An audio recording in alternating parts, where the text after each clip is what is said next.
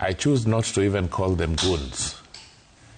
I call them for who they are, hired thugs, criminals, and gangsters, but who potentially enjoy state protection. And Ayub, states that have failed began this way. States that bred gangsters against the citizens went down. 20 years ago, we had our share. We thought we learned. Even in 2017, it recurred.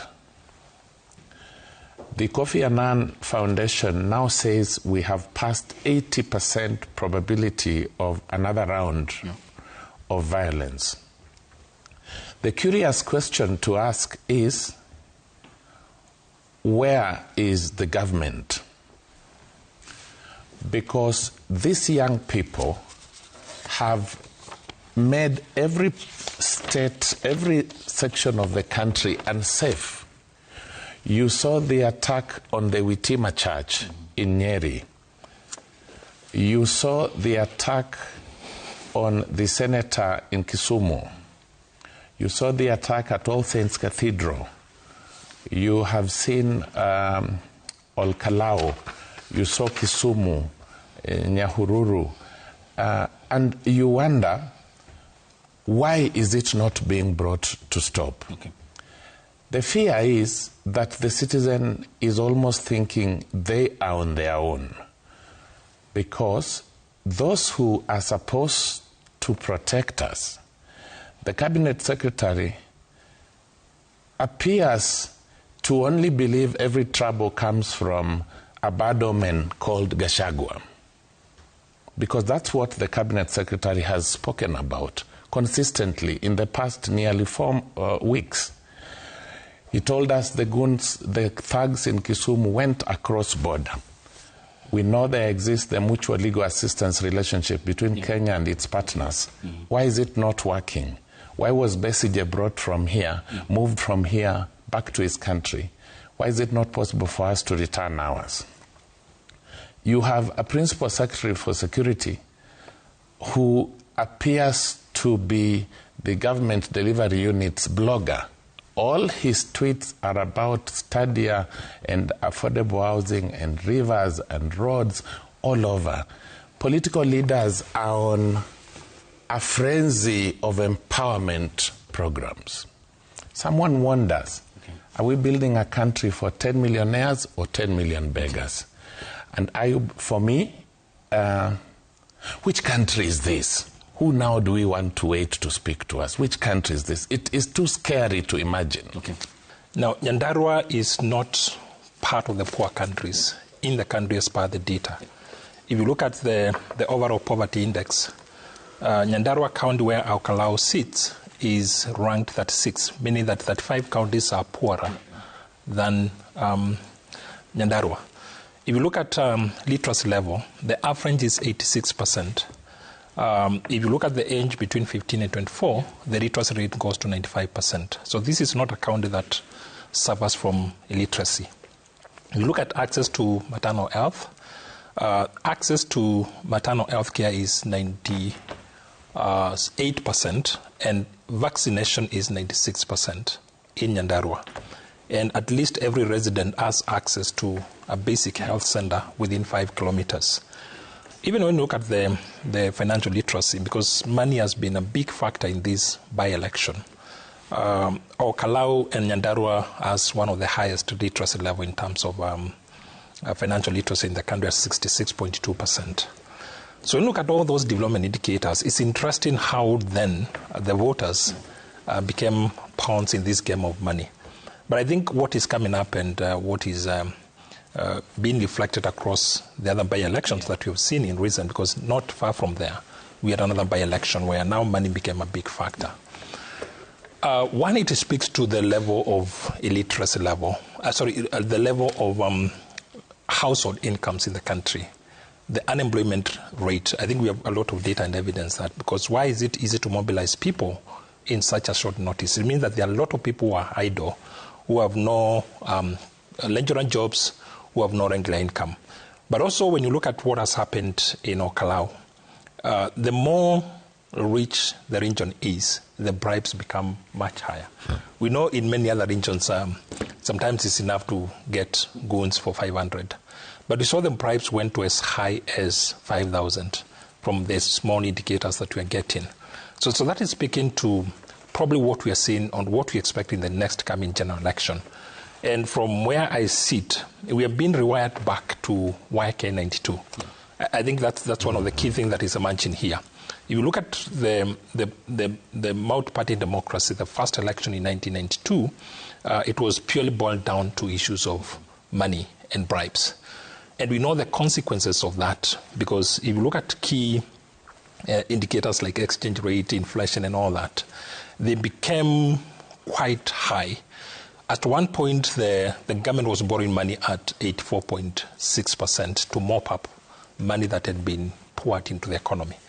Now, the socio-economic consequences of what has happened in Ol Kalou, it might have happened in a small scale, but as we move to the general election, we might expect it to happen at a larger scale. Because once you have all this money poured in a small region without corresponding productive economy activities, it means that you distort the supply and demand forces.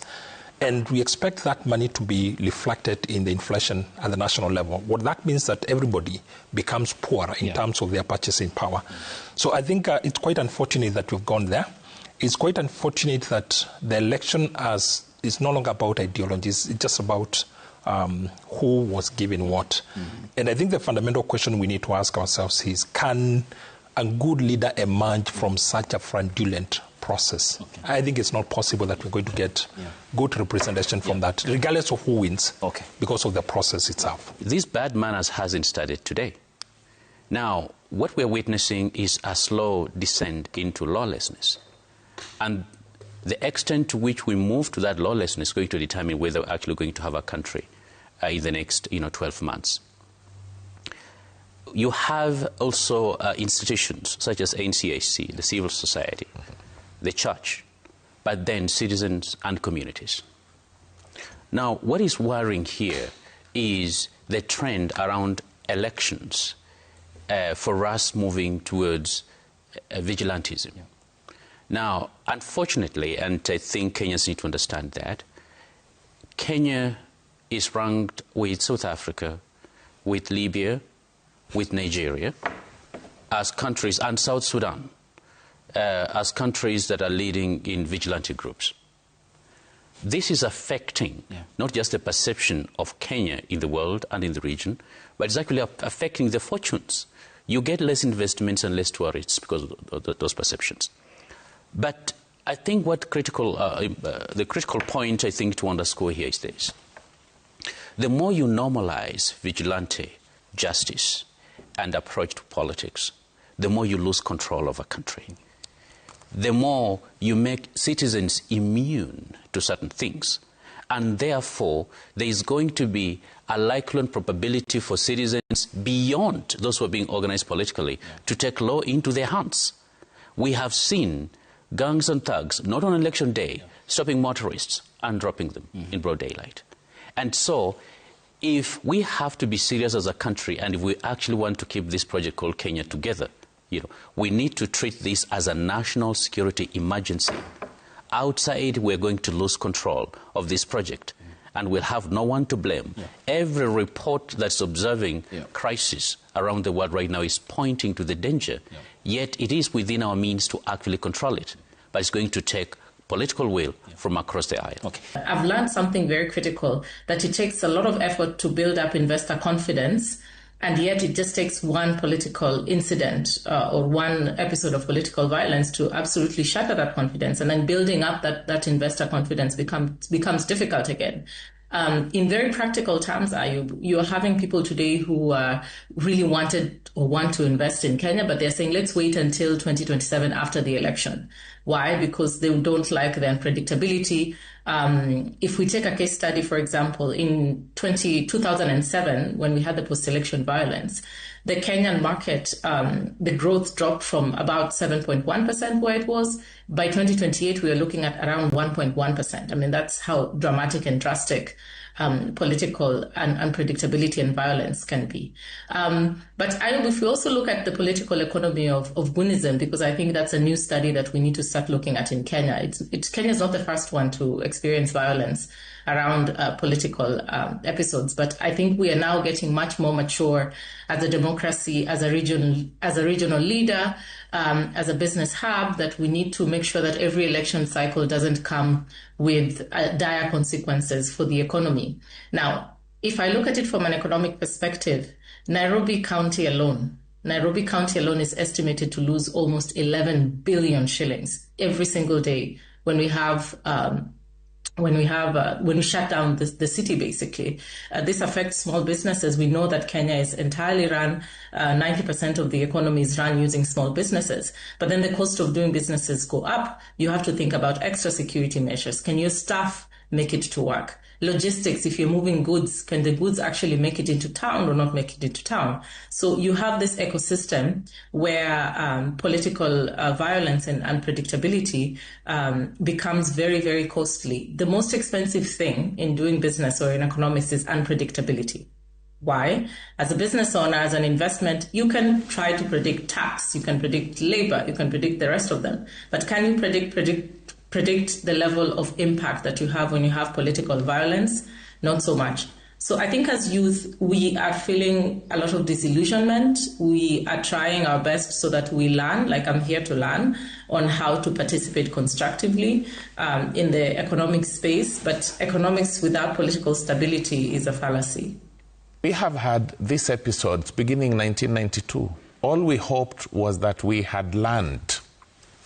But in all these scenarios, if you look at the most recent one of Keumbu, you could see uniformed police officers in the background of the mayhem. The DCI summoned the Member of Parliament of Nyaribari Church, Jihanda. To date, no one has seen him honor the summons. Instead, there have been photos in social media of him flaunting newly acquired vehicles, readying himself for campaigns. What is he saying?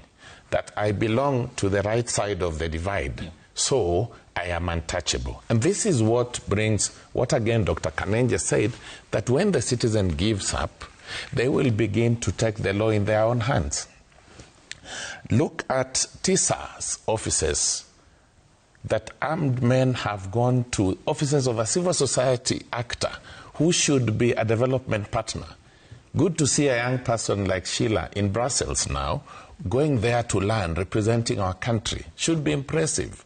But the organizations that are supposed to have helped her go, or the ones she's aligned with, are the ones that too are in danger at home. Look at the attack on the Iala MP, Kanini Kega. If you just look at the footages of his vehicle, I mean, that was way out of reason. And he says that they were armed people. So who are these armed people that will reign terror and go scot-free? Look at Kisumu. I mean, there was a time, Ayub, that even a criminal who was being chased by the mob, if they ran into church, they felt secure. Now, where are you safe? You saw the incident in a restaurant in Westlands called Chai. People in a restaurant, they are being attacked by hooded gunmen who even succeed and go. There was the one in Ruaka in a salon. There was the All Saints Cathedral. They come in, and the All Saints one, I'm part of that church, Ayub. The one who was arrested mentioned leaders. No one has seen these leaders being held to account. So the pattern is, if you belong to the state, and this is what is worrying, if you belong to the state, then you are safe. The moment you belong to the state, you feel like nothing will happen. They will team a church. We could see police behind them. And this is why I say, the moment the citizens will fear. The deputy president was himself in Samburu. Is it a week or 2 weeks ago? As soon as he left, there was mayhem. There was violence associated with all our by-elections.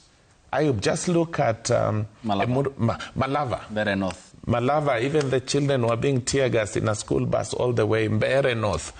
Yeah, there was the one of Emurua Dikir with the neighborhood violence in Angata Barkoi.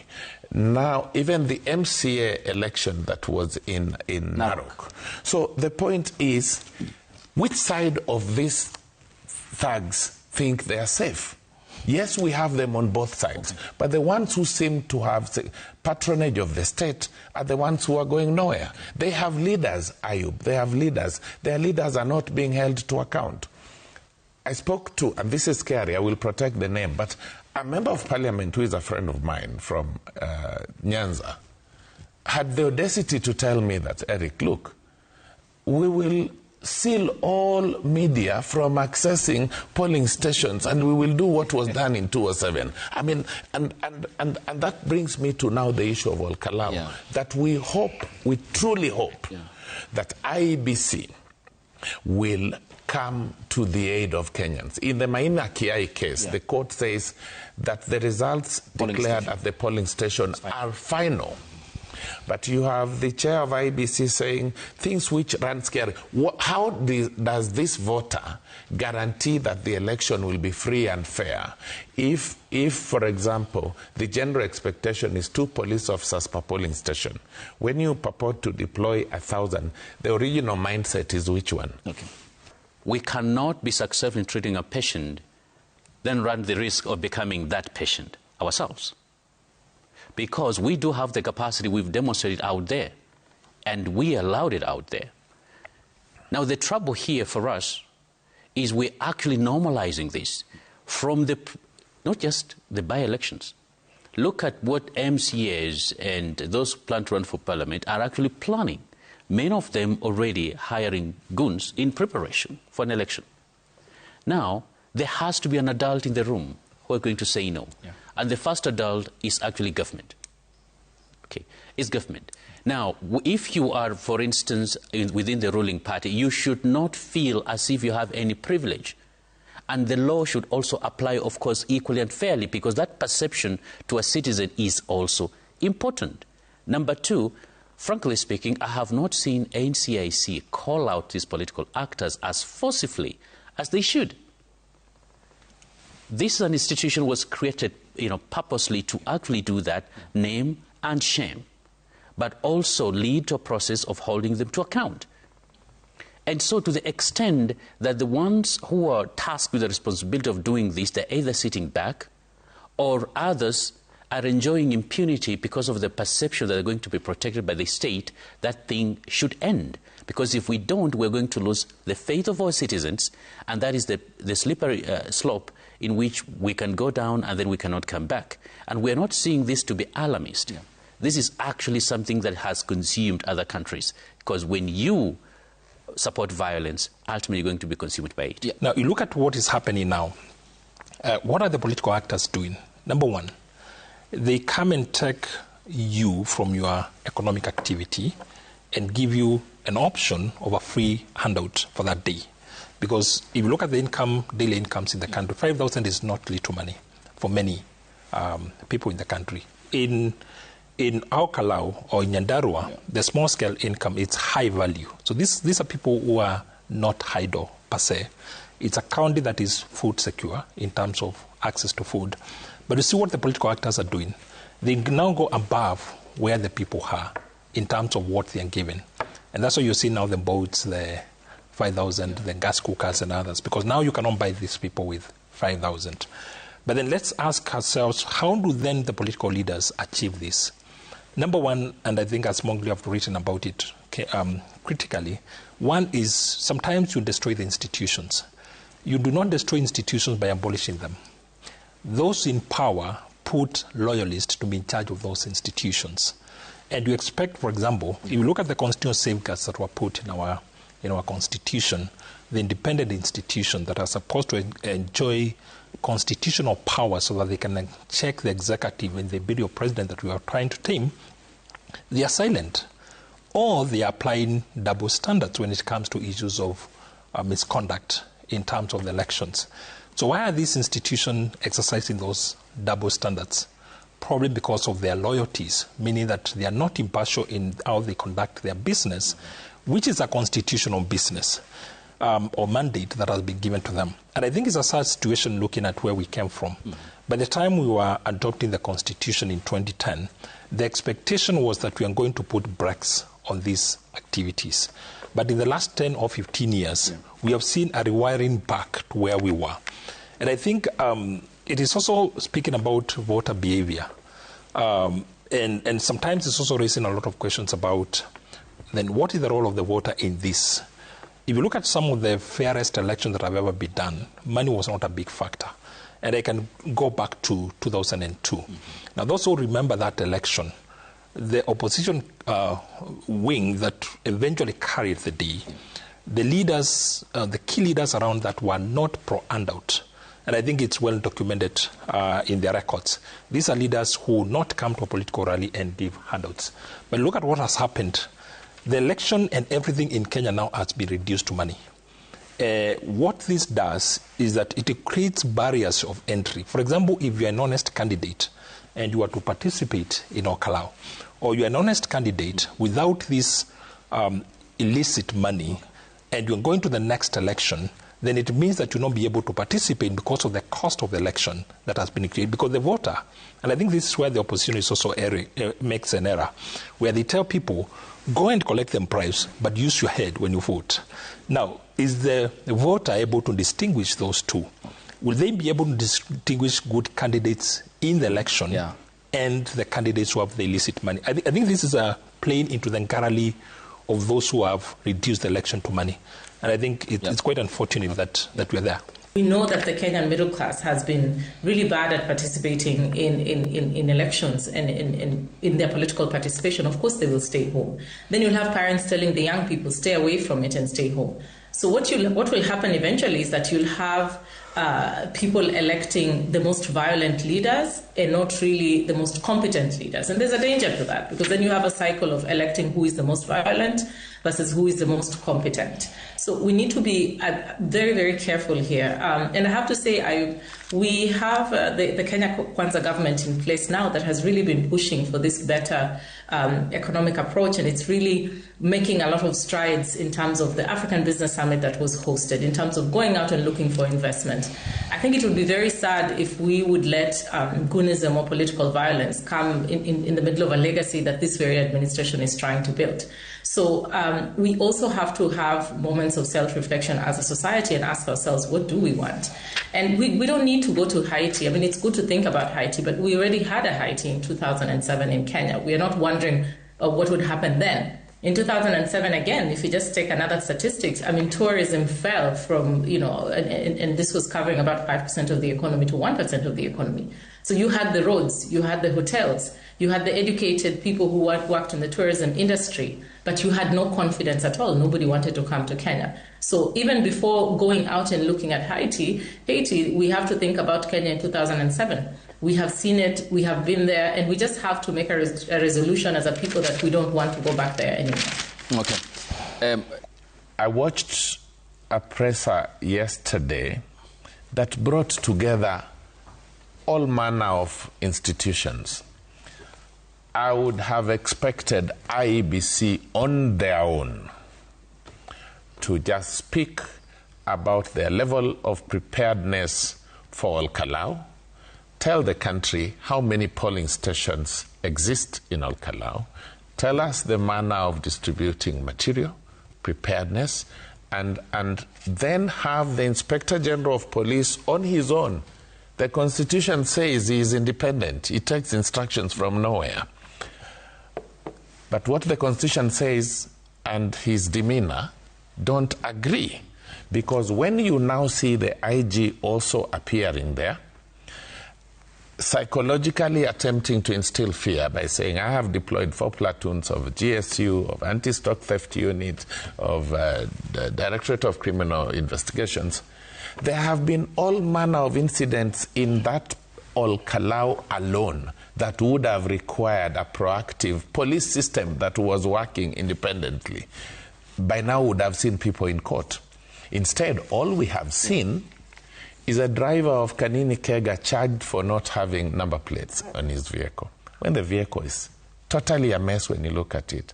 I wish someone was humane enough to say, wait a minute, leave the number plate issue. It's a misdemeanor, it's a traffic misdemeanor offense.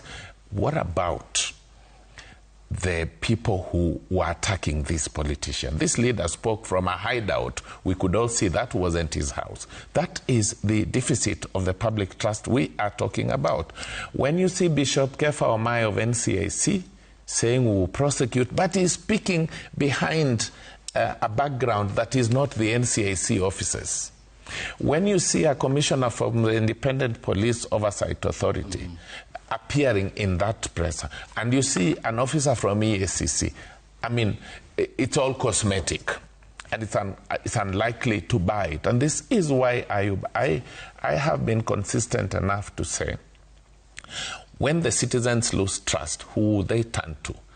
Do you know who it would take to just bring order now? Perhaps is the president. He's the commander-in-chief. He's the one who swore by the Bible that I will protect the Constitution and secure the country. But he's as silent as nothing is going on. You talk about public trust. The official campaign period is over. Why are people being transported to State House for supposed dinner? What is that for? What is that? If it had been an invitation, for example, because we are saying we are doing two sides of the divide, what if Gachagua was inviting voters from Ol Kalou a day to elections to go to Amunyoro? So that invitation is in relation to? Is in relation to the election. It's a bad one. I mean, you even saw the PS for Energy, Alex Washira, who is a friend of mine. So they were hosted at State House? They are going to host them today. Today, invitations are flying all over that the president is hosting. Is it voters from Ol Kalou? There was communication last evening by State House that what was in circulation was fake. So, Ayub, everything has been fake, but we have seen it come to pass. The point we are discussing is public trust. Is it there? Can the country today believe, you go to social places and the jokes that people bring is, look, you lie like the president. Look at it. There has been the proverbial in 6 months. There is no trust of the Kenyan people in their leader. So when public trust is on zero deficit, NCAC is nowhere. You only saw this bishop yesterday. What has he done? Which people have we seen? The Honorable Gikaria. This is evidence. The Honorable Gikaria said all unpalatable things about how you do not even need a national identity card to go and vote. He was summoned and was summoned and became sick conveniently. And we are now waiting to see, Ayub, we are now waiting to see whether the voter in Ol Kalou will be required. Ayub, just give me one moment. Yes, just indulge me for no problem. I would like to drive a point that Ol Kalou should now be the litmus test for IEBC with 2027. Ol Kalou as a constituency, because it is food secure, from 1975, when, by the way, I was born, I have read that Ol Kalou proved that they could vote by conscience and not by gifts. That's how in the by-election of 1975, after the tragic death of the Honorable J.M. Kariuki, they voted not for the government, but that's how Godfrey Gitahi Kariuki was voted in. Came the Ol Kalou by-election of Kipipiri. That's how Mwangi Githiomi came in. The voter went against the state machinations. There was the Ruri MCA, Ruri Ward by-election of 2022. Everyone expected that it was going to vote for the Jubilee candidate. But that's the first MCA candidate of the United Democratic Alliance, then by Deputy President William Ruto, as he then was in Ruri. And then the 2022 general election, all members of parliament generally from Mount Kenya region, of UDA, the late Njuguna Kiaraho was elected by the people of Ol Kalou on Jubilee. So Ol Kalou has proved, some of us think that these gas cookers, the mattresses, these people have not been sleeping in the rivers. They've been sleeping in mattresses somehow, and they have been eating. Okay. So we hope that this will come to pass. And if they were allowed to vote with zero intimidation We truly hope there will be no intimidation, and then they should be able to have a candidate, a member of parliament of Yes, their Dr. choice. Karanja. Every time around an election, there's a scandal, either before or immediately after. Now, there are patterns around these scandals. They are high consumer goods, for example, maize, wheat, rice, sugar, edible oils, and others, all around fertilizer now. The big infrastructure projects, we see them, they're signed. When the regime changes, they are cancelled. And the rationale for cancelling is quite flimsy, so that we can resign those contracts. Sometimes we know state resources are diverted through these programs for political activities. And the problem we see is that this creates a problem of entry barrier for honest candidate. Because if you cannot match the resources that these political actors are moving, then you cannot be able to participate in that election. The other key thing, and I think this is a social consequence that we need to look at beyond the election. For example, after tomorrow, Ol Kalou will go quiet. There will be no all those vehicles that we are seeing there. There will be no longer gas cookers. There will not be mattresses and all that. What happens after that? Now, for the period of this campaign, you have created people who are dependent on political handouts. And this dependence is not sustainable, because the moment the election is over, people will have to go to reset. But you've already created a problem that young people are asking, why should I work if the political actors can give me the money for free? So the socioeconomic consequence of that process itself can be quite long-term and can affect even how people view work. And if we look at some of the most successful mobilizations that were done, for example, the Gen Zs, when they were mobilizing around themselves, you realize they were able to create systems that were not being able to be breached by the political. For example, they mobilized resources for themselves. That's why their campaigns and their engagement were quite successful, even beyond what the state machinery could control. Because they were accountable in their resources, they were mobilizing along themselves. But the moment you create this political economy where everybody is around the handouts, even professionals become victims. They no longer using their conscience and their discretion to make judgment. And I think that's why I say it becomes very difficult for a campaign that has been reduced to money and handouts to advance any ideology. So, for example, you do not know what any of the candidates stands for in Ol Kalou, because it was either you're on this formation, I'm on this formation, and the handouts. And the question was, who can give more handouts? So where will we ever even get time to know what the candidate stands for?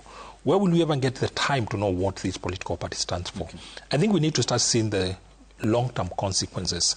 In all fairness, the member of parliament who is going to be elected in Ol Kalou will be in office for only 10 months. But look at the amount of resources that have been deployed there. Why? It is a question of setting the stage for the next election. And that's why I keep on asking, can we get honest, accountable leaders from fraudulent processes? The answer is no. And I think the political actors, unfortunately, and I think the people who fought for liberation and the second liberation of this country, I think must be very sad, looking at how we've gone full cycle from where we were in 1992, 2007, and where we are today. There was a period when this institution seems to work. There was a period where even courts could stop. And I think during the Kibaki, after the Constitution, we saw a bit of civil society being able to litigate against certain appointments and all that. But right now, everything goes. So it's like everything that we build has been eroded in the last 3-4 years. In spite of living under a new dispensation altogether. Yes. And I think what is coming up is that the institutions that were created by the Constitution, because they were meant to diffuse the monarchy or the imperialism or the presidency, have been emasculated. And I say they can be emasculated through deploying loyalists into those institutions. So we are not hearing the voice of the institution that should be speaking about. For example, we know this is corruption money. Have we seen any action? No. Where is IBC? It's independent constitutional body that is supposed to exercise its authority over this election. It has not come out strongly to speak against that. And when we have seen them, we have seen double justice. I think for investors and people who hold capital, they need consistency and coherence. That is more important than just speeches. Right. I think the speeches are not going to give us what we desire. Okay. you are hosting us here on account of the expanded and generous democratic space that our forefathers fought for. I reminded that member of parliament when he told me how Kibaki was sworn in at night.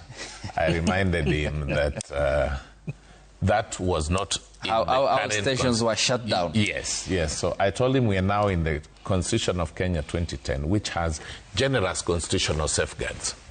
The irony of it with the political actors that you say of the moment now, you have seen the ODM party leader, Dr. Oburu Oginga, now encouraging the president in what he calls, very shamelessly, to be benevolent dictatorship.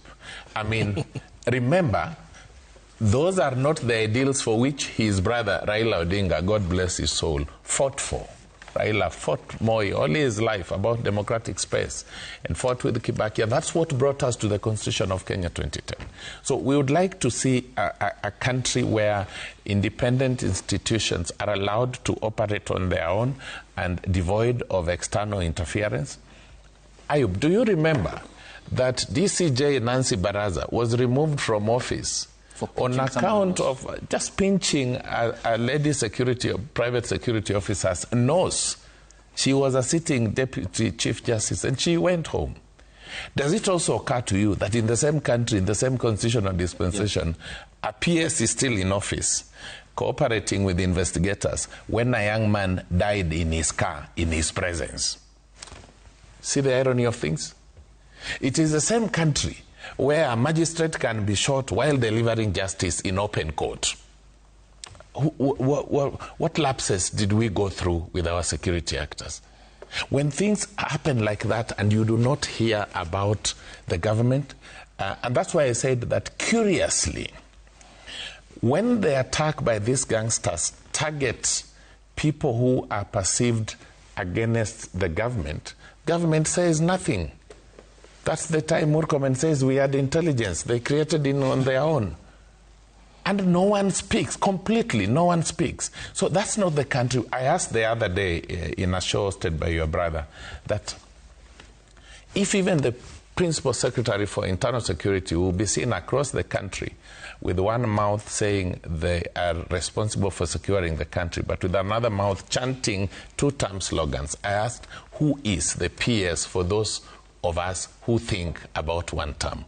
It must be, we must get to a point where we say, which body can we trust that when they speak? Do you know today it is only the fourth estate? And today it is only the judiciary? There has been inordinate acts of wooing and cajoling and chastising, even church leaders. I know, for example, the NCCK and the Kenya Conference of Catholic Bishops have been chastised. They have been cajoled by actors of the state.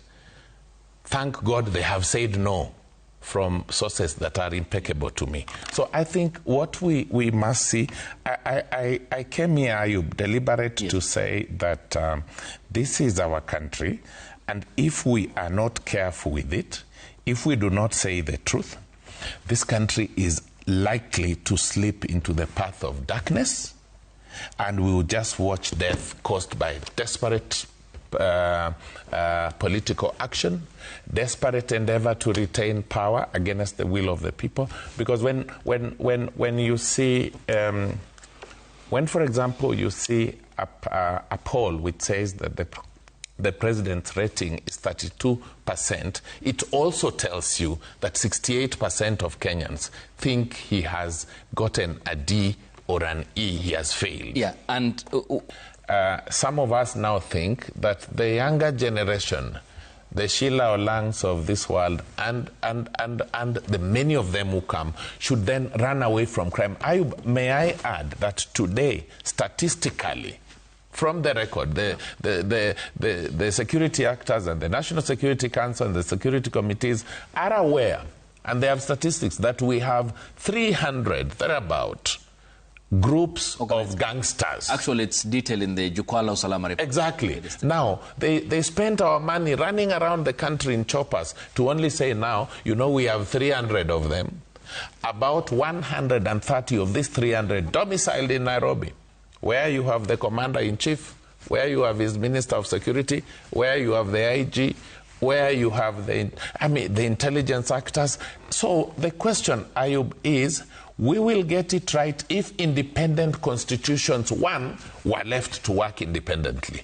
Two, were as well left to work independently so that even at their recruitment, Ayub, can I tell you that even today, selection panels of constitutional commissions wait for instructions to shortlist people. Wait for instructions on, by the time the adverts come out, the selection panel chair has a name of the people the jobs are set for. So that's where the problem is. So we hope, okay, Ayub, we hope that we can have a country. You remember how what was it called? The IB, remember just before the the 2010 constitution, the IPPG? Yeah. You remember the IPPG talks? We may want to conceive something almost similar to that to get the country to a constitutional setting. Okay.